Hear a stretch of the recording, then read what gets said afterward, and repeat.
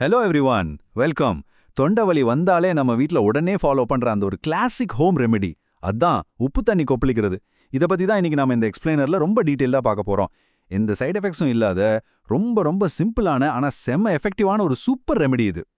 இன்னைக்கு காலையில தூங்கி எழுந்ததும் தொண்டையில ஒரு மாதிரி கரகரன்னு இருந்ததா? எச்சில் முழுங்கும்போது லைட்டா ஒரு வலி தெரிஞ்சதா? கண்டிப்பா உங்களோட அந்த கஷ்டம் எனக்கு நல்லாவே புரியுதுங்க. அந்த வலி எவ்ளோ இரிட்டேட்டிங்கா இருக்கும்னு நமக்கெல்லாம் தெரியும்.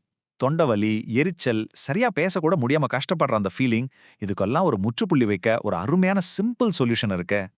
இந்த செஷன்ல நாம என்னென்ன கவர் பண்ண போறோம்னா 1. பாரம்பரிய தொண்டை வைத்தியம். 2. உப்பு நீர் எப்படி வேலை செய்கிறது. 3. சரியான கார்கிள் ரொட்டீன். 4. நன்மைகள் மற்றும் முக்கிய குறிப்புகள். அப்புறம் 5. மருத்துவரை எப்போது பார்க்க வேண்டும். இது எல்லாத்தையும் பத்தி தான் பார்க்க போறோம்.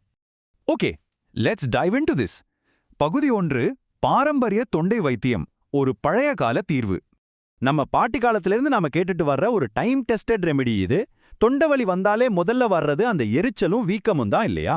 இந்த உப்புநீர் வைத்தியம் தொண்டவலி, எரிச்சல், வீக்கம் இது எல்லாத்துக்கும் ஒரு ஃபாஸ்டான ரிலீஃப் கொடுக்கும். இதோட மெயின் டார்கெட்டே நமக்கு தொந்தரவு கொடுக்குற இந்த அறிகுறிகளை குறைக்கிறது தான். சரி, இது எப்படி இவ்ளோ குயிக்கா வேலை செய்யுது? அதுக்கு பின்னாடி இருக்கிற சயின்ஸ் என்ன? பகுதி 2. உப்புநீர் எப்படி வேலை செய்கிறது, நிவாரணத்திற்கு பின்னால் உள்ள அறிவியல். எந்த ஒரு விஷயமா இருந்தாலும் அதை ஏன் வேலை செய்யுதுன்னு தெரிஞ்சுக்கிட்டா அது நாம இன்னும் பெர்ஃபெக்ட்டா ஃபாலோ பண்ணுவோம், ரைட்? இது ஆக்சுவலா ஆஸ்மாசிஸ் அப்படிங்கிற ஒரு சயின்டிஃபிக் ப்ராசஸ் படி வேலை செய்யுது.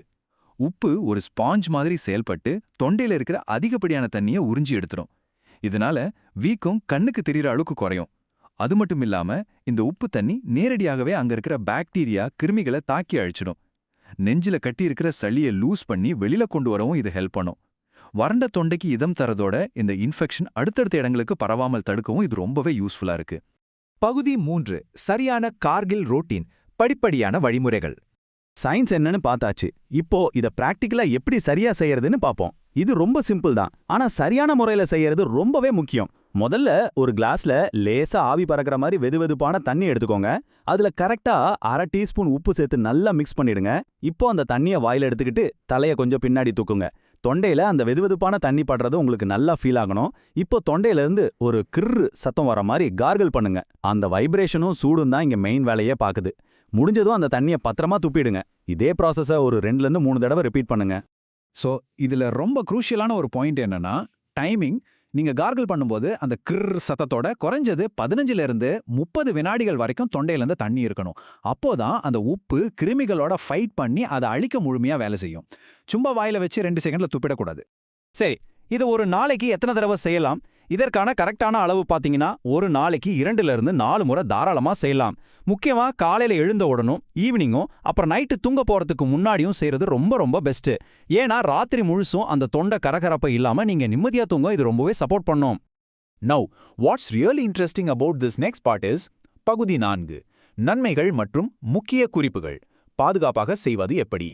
எந்த ஒரு ஹோம் ரெமெடியா இருந்தாலும் அதை சேஃபா செய்ய வேண்டியது ரொம்பவே அவசியம். இங்க செய்ய வேண்டியவை மற்றும் செய்யக்கூடாதவை என்னென்னு பார்க்கலாம்.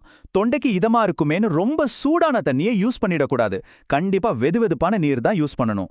அதே மாதிரி சீக்கிரம் குணமாவும்னு நினைச்சு நிறைய உப்பு போடக்கூடாது. 1/2 டீஸ்பூன் தான் லிமிட். அப்புறம் ரொம்ப ரொம்ப முக்கியமான விஷயம், கார்கிள் பண்ண அந்த தண்ணியை எக்காரணத்தை கொண்டு முழுங்கிடக்கூடாது. சின்ன குழந்தைங்க பண்ணும்போது நாம பக்கத்துல இருந்து ரொம்ப கேர்ஃபுல்லா மானிட்டர் பண்ணணும். இந்த உப்பு நீர் வைத்தியம் கூடவே நம்ம இன்னும் சில கம்ஃபர்டிங்கான விஷயங்களையும் சேர்த்து ஃபாலோ பண்ணலாம். தொண்டைக்கு இதமா வெந்நீர்ல தேன் கலந்து குடிக்கிறது, சூடான இஞ்சி டீ, மஞ்சள் பால், அப்புறம் ஆவி பிடிக்கிறது. இதெல்லாம் செஞ்சா தொண்டை வலியோட சேர்த்து இருமல், சளி, பேட் பிரீத் எல்லாமே வேகமா குறையும். இந்த உப்பு நீர் ருட்டீனோட இது எல்லாமே பர்ஃபெக்டா மேட்ச் ஆகும். பகுதி 5. மருத்துவரை எப்போது பார்க்க வேண்டும், ஆபத்து அறிகுறிகளை கண்டறிதல். நம்ம ஹோம் ரெமெடிஸ் எப்போதுமே ஒரு ஃபர்ஸ்ட் எய்ட் மாதிரி தான். உடம்புல பிரச்சனை பெருசா இருக்கும்போது வீட்டு வைத்தியத்தையே நம்பிட்டு இருக்கக்கூடாது.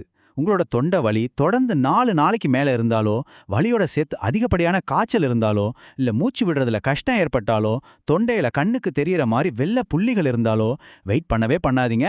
கண்டிப்பா உங்களோட மருத்துவரை நீங்க உடனே போய் பார்க்கணும். சேஃப்டி தான் ஃபர்ஸ்ட். இந்த மாதிரி அறிகுறிகள் இருந்தா டாக்டரை பார்க்கறது ரொம்பவே கட்டாயம். சோ, உங்க தொண்டை வலி வெறும் சாதாரண சளியால வந்ததா, இல்ல ப்ரொஃபஷனல் மெடிக்கல் ஹெல்ப் தேவைப்படுற அளவுக்கு தீவிரமானதா? இதுக்கு இந்த வெதுவெதுப்பான உப்பு நீர் தான் உங்களோட முதல் டெஸ்டா இருக்கட்டும். ரெகுலரா இந்த சிம்பிளான ருட்டீனை செஞ்சாலே உங்களுக்கு ரொம்ப ஃபாஸ்டா ரிலீஃப் கிடைக்கும். அப்படி சரியாகலனா உடனே டாக்டரை பாருங்க. இந்த எக்ஸ்பிளைனர் உங்களுக்கு ரொம்பவே யூஸ்ஃபுல்லா இருந்திருக்கும்னு நம்புறேன். Take care.